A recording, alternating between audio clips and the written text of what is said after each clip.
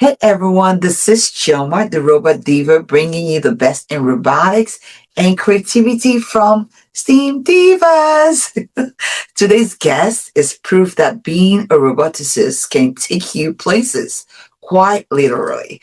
She's an engineer who's traveled to over 50 countries while designing robots that improve and even save people's lives. She's helped teachers, cancer researchers, and surgeons through her designs and even worked on code, which was used as part of the library of work for NASA's Viper lunar rover mission. She's an Australian STEM influencer, making robotics fun and relatable for dreamers, travelers, and creators everywhere. So please welcome the incredible Deanna Hood, robotics engineer, global explorer, and inspiration to future STEAM divas. Well, thanks. It's really great to be here. I'd love to be an inspiration. So, Deanna, your story is amazing. Traveling the world, building robots, and living your dream. But let's start from the beginning. Who are you, and how did you get into robotics? Who am I? Okay. So when I was young, I knew that I was a bit nerdy. And I actually thought that my path into robotics started when I finished high school because I chose engineering not knowing anything about what it was because people suggested it to me as like someone who kind of liked technology. I knew physics. I liked physics and I was the only girl in my class, so I wasn't too afraid of being the only girl at university as well. And I went into electrical engineering, which turned out to be really lovely for me. And so eventually that led into robotics, robotics trickled into my life. So I thought it was all my decision and just kind of happened naturally.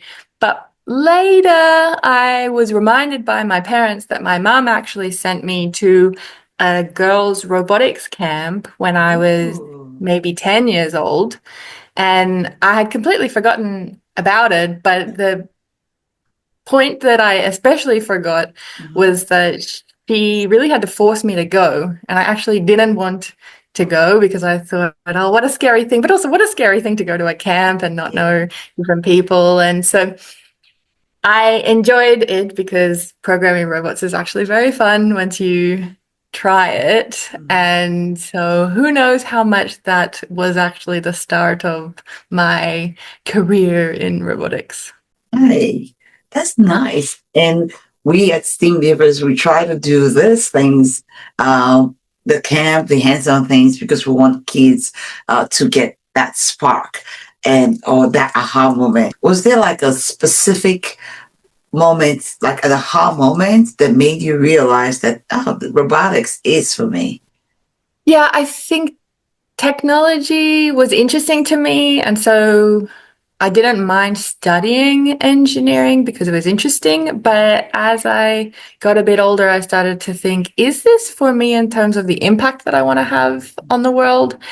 And so the aha moment that I had was actually in my final year of engineering. I took on a project that was a brain controlled car simulator. And so I made this device that actually could read your brain signals and send different controls to either a car that was on actuators, or I found it more fun to play Mario Kart with my brain signals. And you can either look at that as just like cool technology as a nerd, or that same technology can be used to change someone's life because it's used for people who are completely paralyzed to communicate with their family again. And so when I saw that there was this dimension that was kind of missing in my studies of like how you use the technology can be completely up to you, then I was like, maybe I don't have to change careers to have an impact. I can actually have an impact as just doing whatever technology I enjoy doing. And later on, I can decide how it is that I apply it. I was actually considering changing to medical engineering before that happened because whenever I looked at my friends doing medical engineering, they were also designing circuits, but their circuits were used for like heart rate monitors. And in electrical engineering, our circuits were just circuits. And so seeing that connection of like, oh, but in the end, like it depends on what you want to specialize in. And I like to specialize in technology that doesn't need to know about biology. That's just like, I want the higher concentration of technology in my life. And so I haven't become a medical engineer. I haven't become a medical roboticist, but I've used engineering and robotics, especially in a bunch of different contexts that let me have an impact on the world. You had this aha moment because you wanted to solve a problem. And because of that, you have this wide range of experience. And I noticed that the experiences went from helping teachers to writing code that was used as part of NASA's library. What connects all of this for you? Yeah, I think the connection for me is that I always like variety. Like the reason that I've been to, I don't know, 55 or so countries is because I like to experience new things and try new things. And so with one technology skill, you can apply it to lots of different things. And actually, I could have stayed in any of the positions that you mentioned. So like I was working on a robot with teachers for children with handwriting difficulties, and I designed a robot in that context. And that could have been my life's work. I could have spent my whole career working with occupational therapists on that sort of robot. But I like the variety, and so instead, I also moved to things that are like technology in developing countries, or maybe medical robots. I've worked on two now in different contexts that both have me around surgeons who say very interesting things, but the work that I'm doing is not that different when I change between jobs. So the life hack is to build a skill set such as any of the skills in technology that then you can choose different ways to apply it. And then that brings a lot of variety into your life while you're still becoming an expert in the one thing. Oh, that's such a great life hack. Yeah, it's like get your skills strong enough to be able to be diverse, and because diversity is where the skills come in. But I also noticed that there's a connection point with all your work. It's like you're always trying to help someone out or help people Yeah. out, and so this might probably be also part of your push with the diversity, because everywhere Yeah. a problem you can solve. Yeah, I think that the reason that I care about having variety in my career is for myself and my own interests. That's what I like. But also because I've found that it is what's missing in people's examples of engineering careers. I have been on panels before of role models where they have spent 15 years in one job, and that's never been something that I wanted to do. And so I am proud of this like portfolio that I've chosen, that I've built up with like all different applications of my skills, because it's what I enjoy, but because I think it's what other people need to see. And that's why I'm really happy to share that variety as like insight of what a career can look like, even if it's really unconventional or uncommon. Like it's still definitely possible. Mm-hmm. I really do love that because I have a very diverse experience myself. Yeah. And it's still an actual experience that you had. Yeah. Like it might be very unlikely for somebody to have had it, but you did. Talking about diversity, you are one that's not a typical robotics engineer stereotype that we see in Hollywood movies. You're fun, adventurous, and relatable. How do you use creativity and storytelling to connect to people and connect people to your work?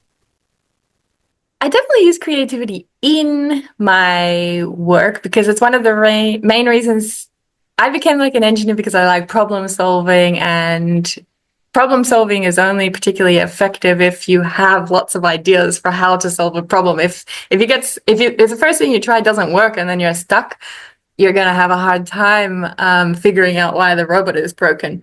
So that's how I use creativity in my day-to-day life. And then in my design, like every so often, creativity will be really important for the design of the robots that I make.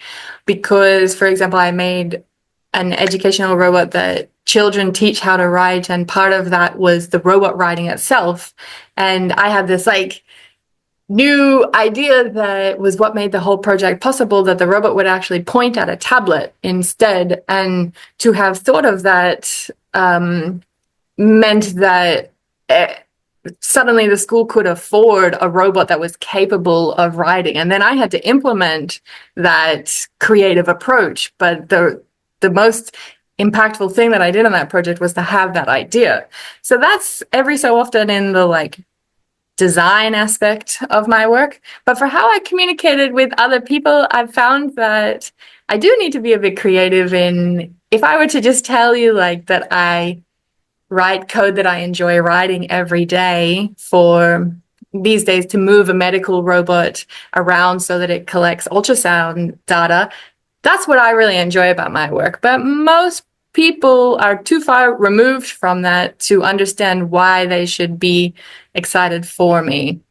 So instead, what I do is I take robotics to a place that they care about, and I do little activities or transformations on what I care about into something that they care about. Like I made these bee bots that go on top of, there's a robot.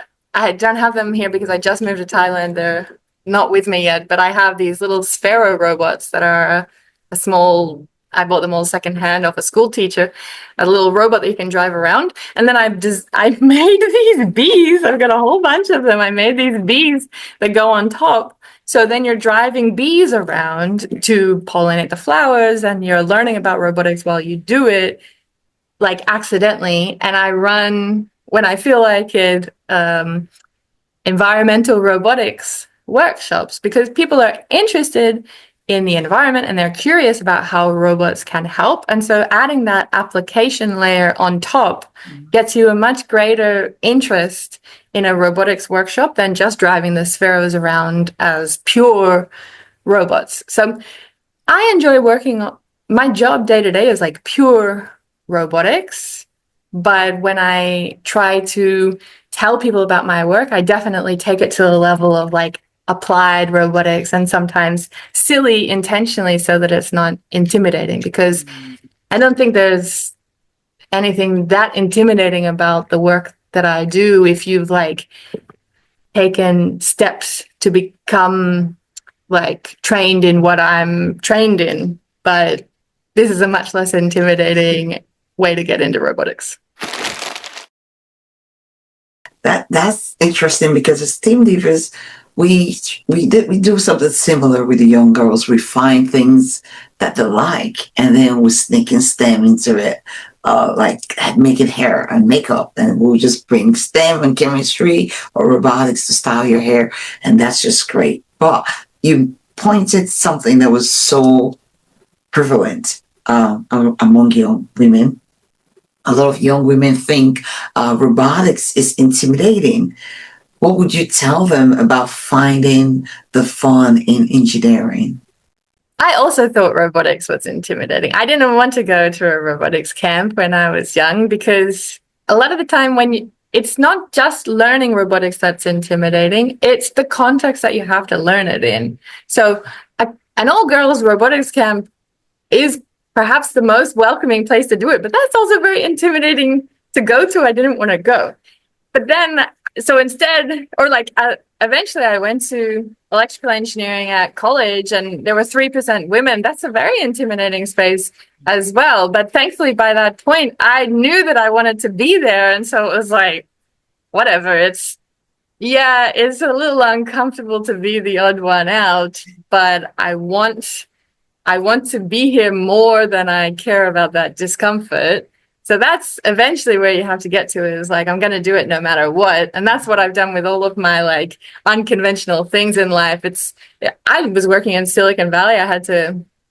I chose to quit my job and go traveling. There's a very uncommon thing to do. I had a very prestigious job, and people were like, "Are you sure?" But that was what made sense for me.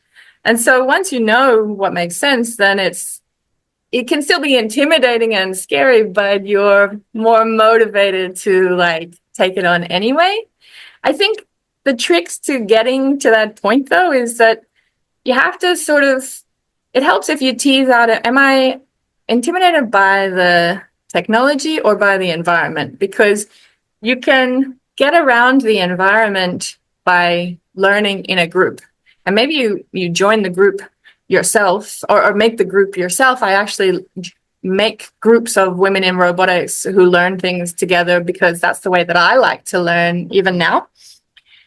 And if it's and Steam Divas, I think, is like the perfect example of that, of like, okay, at least if we're doing it together, it'll be fun. And so there's no downside to trying something out. Whereas the other side is like, are you intimidated by the content? And I think sometimes people are, if you meet me and it's like, I'm by now kind of an expert in robotics, and you would think, oh, in order to get started in robotics, you have to be an expert because Deanna is an expert. It's like, I didn't start as an expert. I started on page 1 of a textbook knowing nothing.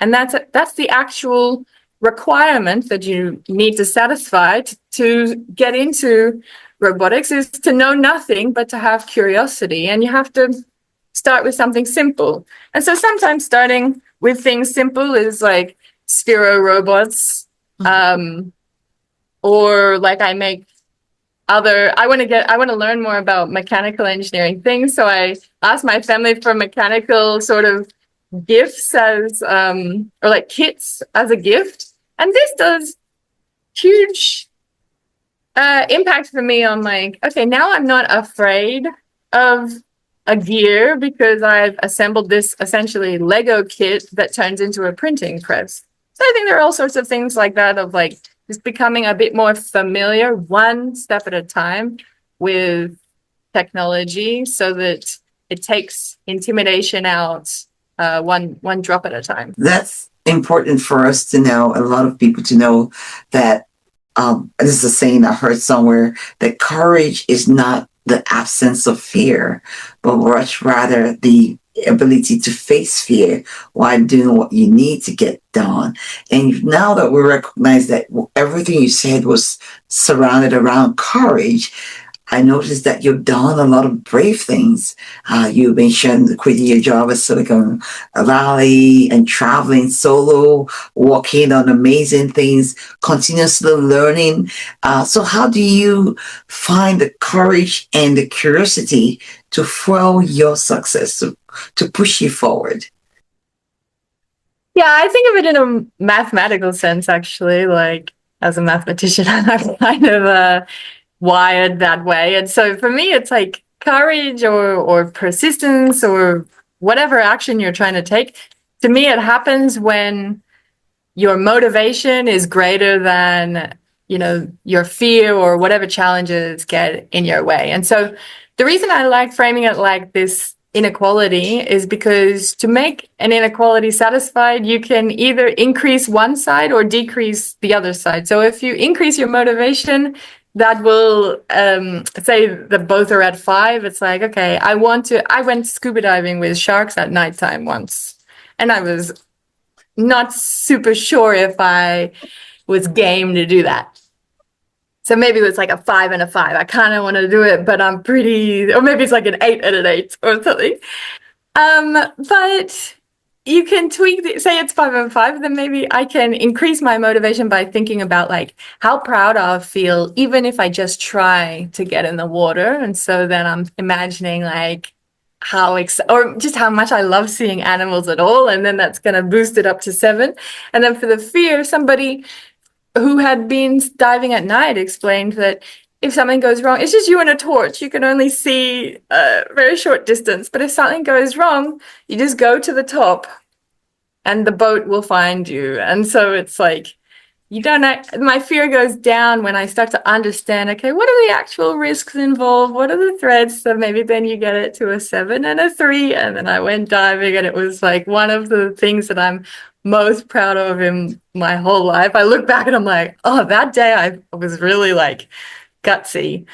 And I think the more experiences like that you accumulate in your memory of yourself, the more you actually can be a role model for yourself of like, I've done hard things before, and so I'm gonna tackle this one as well. And for me, that where that shows up is moving countries. I've lived in France, Spain, Scotland, Switzerland, New York City, Silicon Valley. In Australia, I've lived in 3 different cities, Sydney, Melbourne, Brisbane, and now I've, in the last few years, moved to Portugal and moved to Thailand. And the first move is very scary and overwhelming and threatening. But the 11th move is kind of like, I've done this before. I have no friends at the moment. I have to completely rebuild my network. But I've done that 11 times before. I'll do it again. And I believe in myself. And so, it's the first time that's the hardest. But once you've done it once, I think a lot of things, you start to impress yourself and use yourself as your own role model. 11 times? That's amazing. That's amazing. I thought I was a traveler, but you're on another level. And this is adult. I moved a lot as a kid, and so maybe that was where I got the inspiration that, you can just do that. You can just move overseas and like figure it out. If you've never seen that happen or had that happen to you with like some hand holding, that's something that I like mentor students on, is they're just thinking, how do I travel? And it's like, oh, well, first you need to decide where is cheap travel, like cheap flights, or just see the flights are going to be very expensive. So see where you can get cheap flights.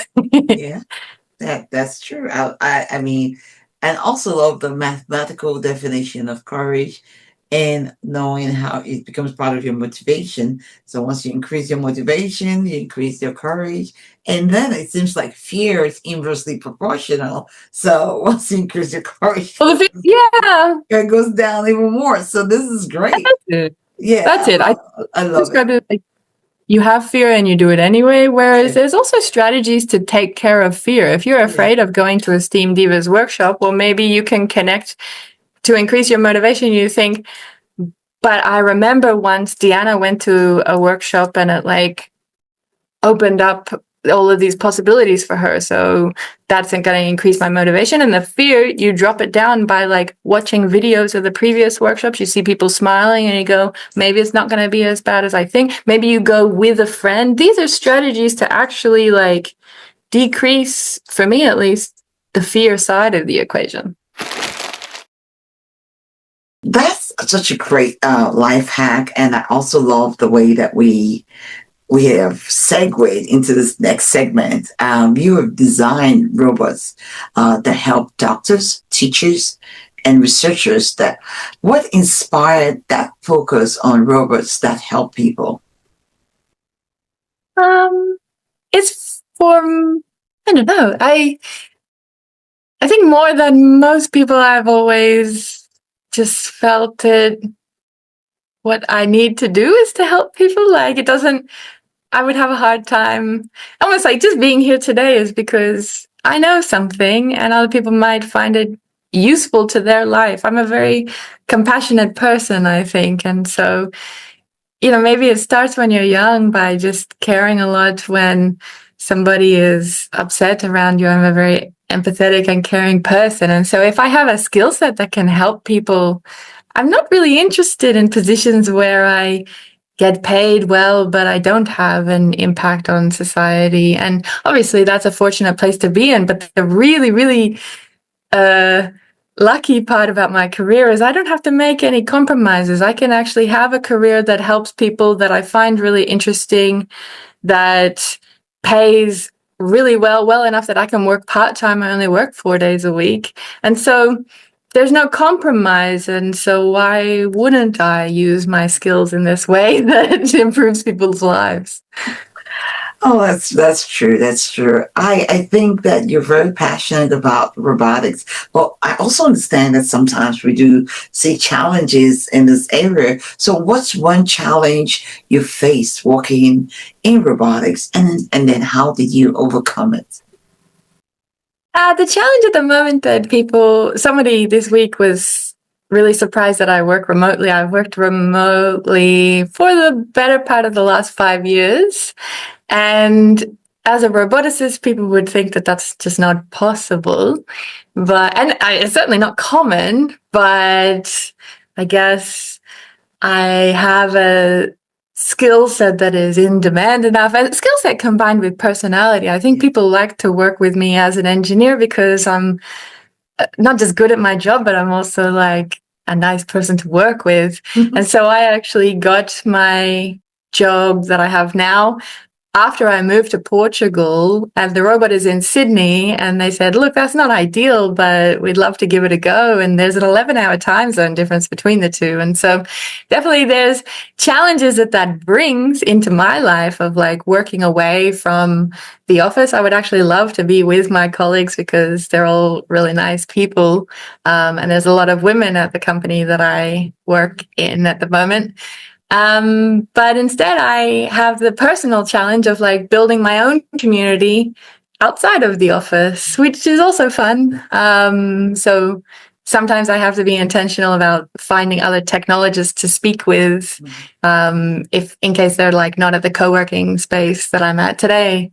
This morning, I'm at my house, but now I've moved to Thailand, and so I'm building a new community from scratch again, and I'll go to a co-working space near the beach later. And then maybe it'll take me a while before I find like my people, but whenever I need it, I can go back to Australia and see the robots like in person. I really love to be there with the things that we're building, but I'm happy with this trade-off. Yeah, I mean, hey, this is a great trade-off. That's kind of like where I love to be at, right? And the way that you're addressing the challenge is just great, which takes us back to your traveling. And you've literally seen the world through the lens of technology. How have your travels influenced the kind of technology that you build?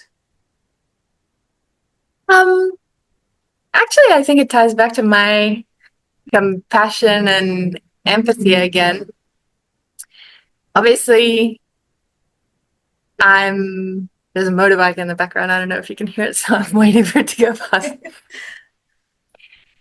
But yeah, I think it ties to my compassion for other people or empathy in that what I've learned, the reason that I like to travel so much is because I find it so interesting that other people can have an idea of normal that's very different to mine. And so if you go to India and there's no notion of like lanes on the road and you think, wow, this is like so different to how I grew up, but it still works. And so it's like, okay, so there's no right way to live. They're all just different.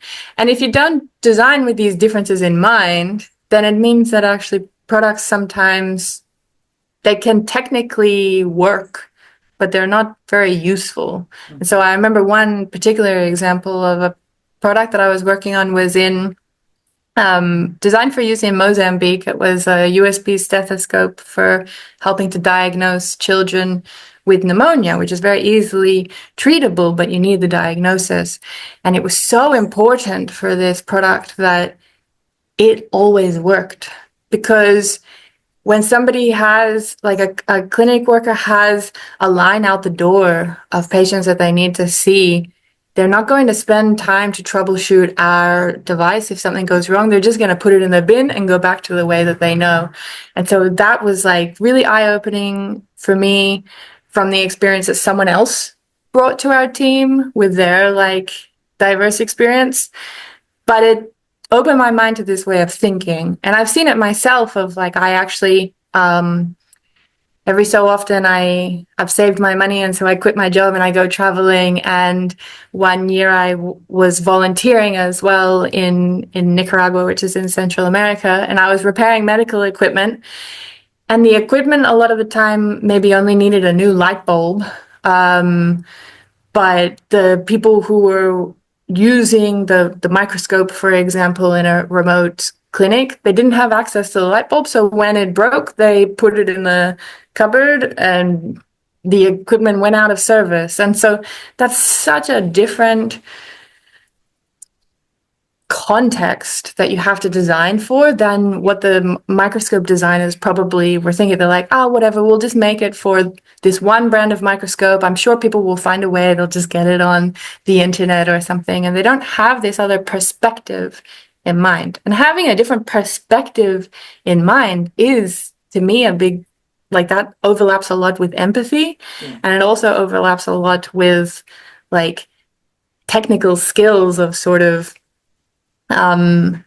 being able to maybe, well, at least when it comes to communication skills, there's a lot there of like theory of mind. What does the other person know? What do they care about? It's actually, there's a bit of analytical skills behind empathy as well. I love the concept of understanding that the diverse input makes your project design even stronger.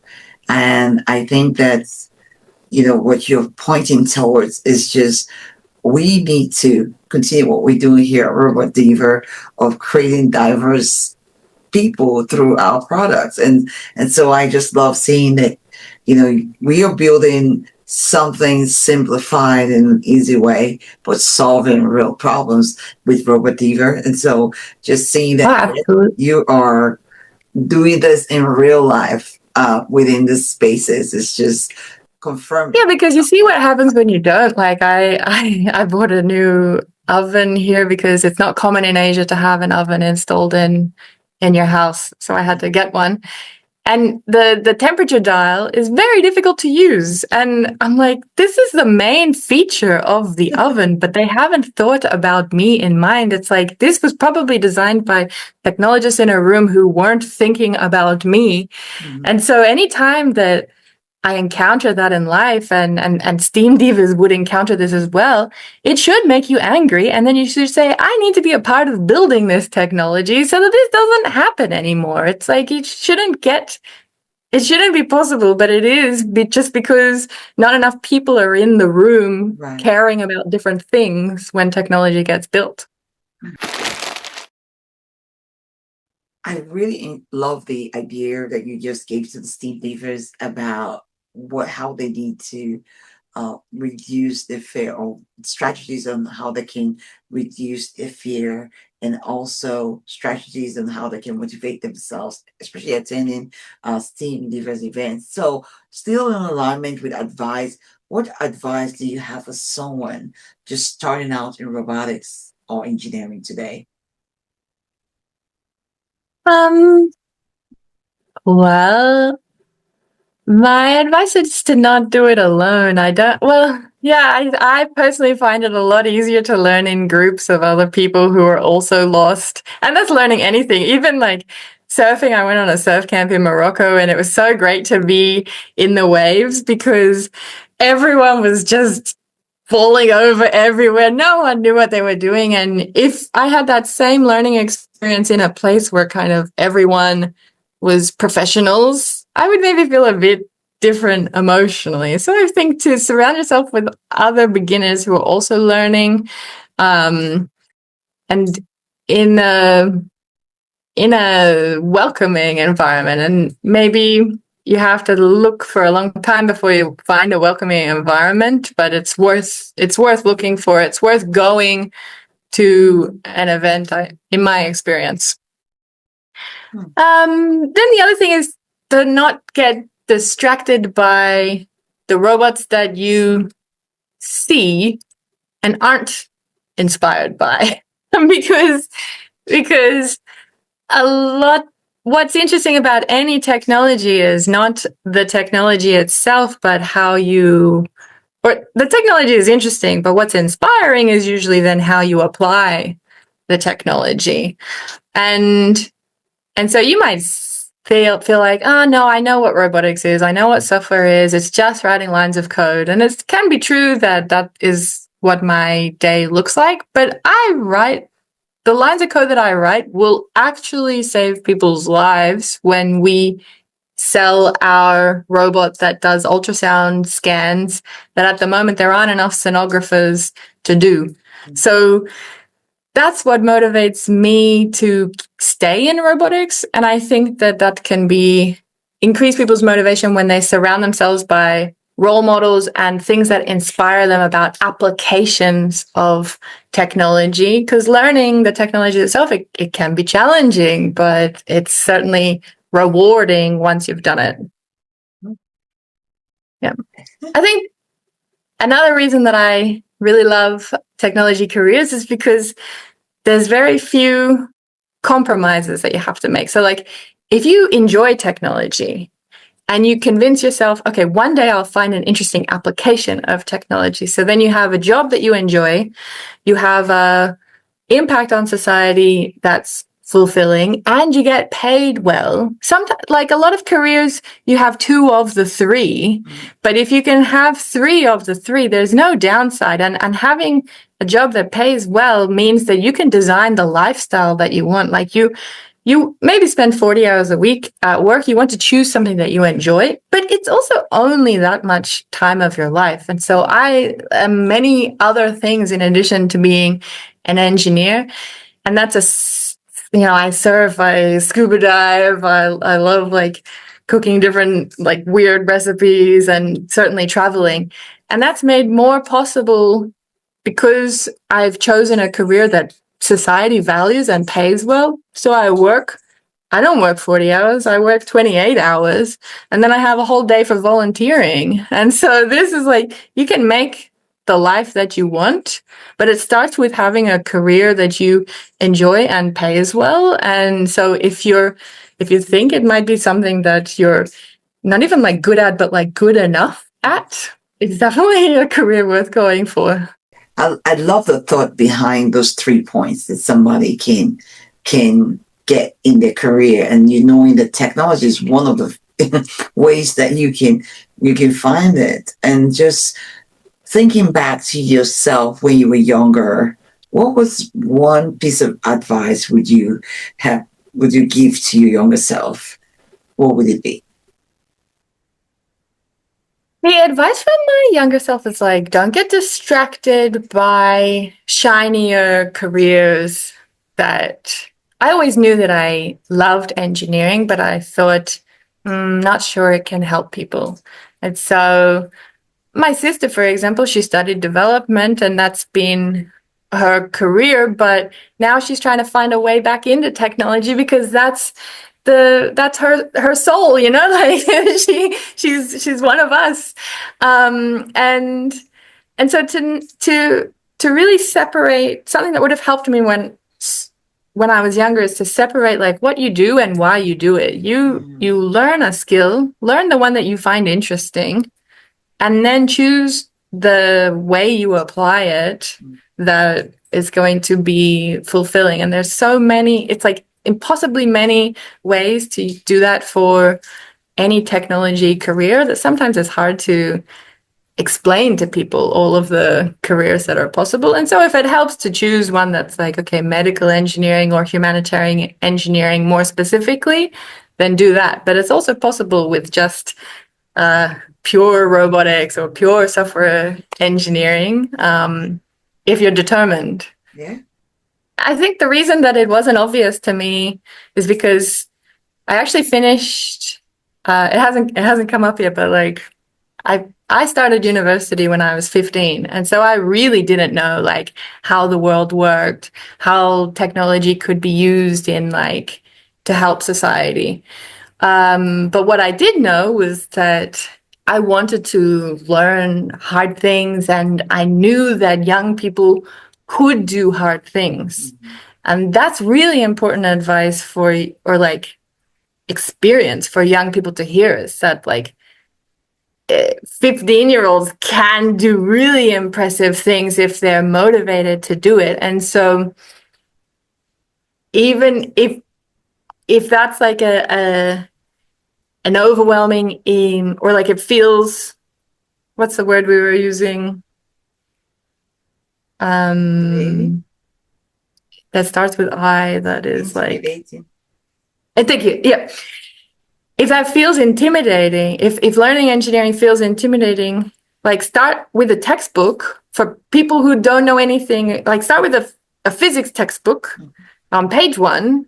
And when you get to the part of like, oh no, it's talking about differentiation that I don't know, then go to ChatGPT and understand like, okay, what's this one mathematical concept that I need to understand to get to page 2 of this textbook. And like a young person that's motivated can go to a library and teach themselves things. I had to teach myself from textbooks in order to skip a few years at school. And I did it because I was so motivated to become, like, to get started on the career that I have now, which has taken me all over the world and to have a really exciting life that I think I'm glad I got a head start on. And yeah, that's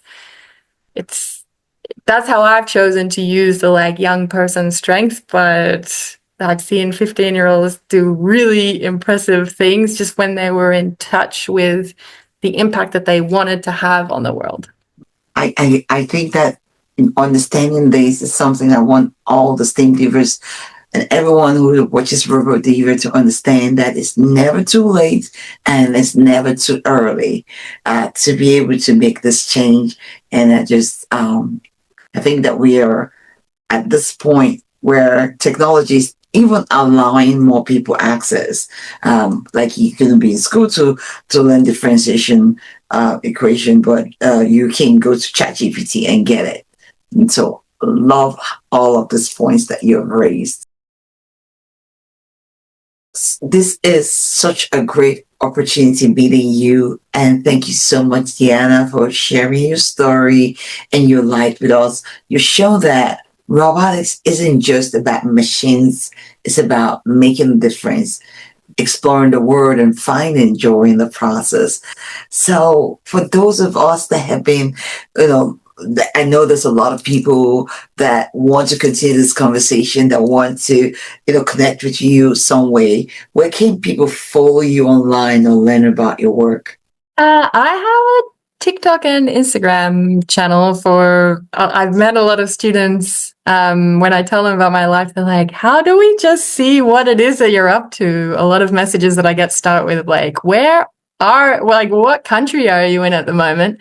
And so, follow me on deanna.stem and you can write to me I always love messages from especially students so that I can remember what it is, what challenge, just like build my mental model of how it is to be a student and what challenges they face so that then I can make content that is maybe helpful, because that's why I like to do that. And I have a mailing list as well that you can find on my website. But I'm very Googleable, Deanna Hood, and you'll find different bits of information about me. Great. And you guys don't have to worry about memorizing this. We're going to add this description of the video. And so that way you can actually connect with her. I recommend, if you're someone that's interested in robotics, connect with her. You're going to love all of her adventures. Before we go, I'm going to jump into my favorite segment of the session. So here is go. It's going to be what we like to call a rapid fire questions. Okay. So first one, favorite robot in pop culture? Wall-E. There's this one scene where he like opens a diamond ring box and he just throws away the diamond ring and he's like, what a great box. And I could really relate to that of like, if one of your robots could have a superpower, what would it be?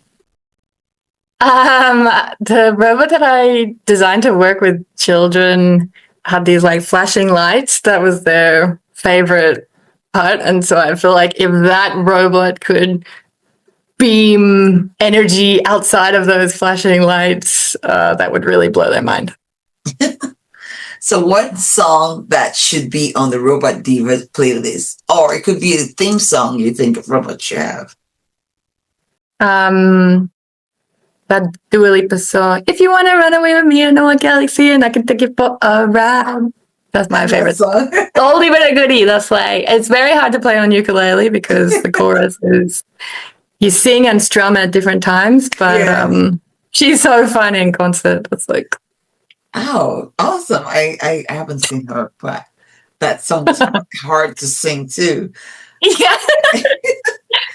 Now I'm thinking about the fact that you said you work remotely. What's the most adventurous place you built or coded something? I think it was pretty cool when I was in Fiji and I was like on this hilltop overlooking the water. And in the morning, I would do my scuba classes to get my advanced scuba license. And then in the afternoon, I'd work on some features, but also the beach in Hawaii. Those have both been this year. And so maybe next year will be my most adventurous, but that's so far. Maybe you'll be on top of a mountain and we can't Yeah. find you, something, I don't know. Well, Yeah, it's some people, when I sent a picture to my friend in of me in Hawaii, he's like, "You're ruining the beach." Like, but for me to do robotics on the beach, my day gets better. It's like for some people, it's like, "Oh, why would you take work on a holiday?" I'm like, because it pays for the holiday. or maybe it doesn't feel like work for you. Okay. Yeah, yeah. It's a lot of fun when I get to write a feature, no matter where I am. Yes, I love that. Thank you for being part of Robot Diva series, expert series is what we like to call it. And to everyone watching, don't forget to subscribe and check out our other episodes on steamdivas.org. Keep building, imagining, and dreaming big because robotics is for everyone. Yeah. Thanks for having me. Definitely keep building.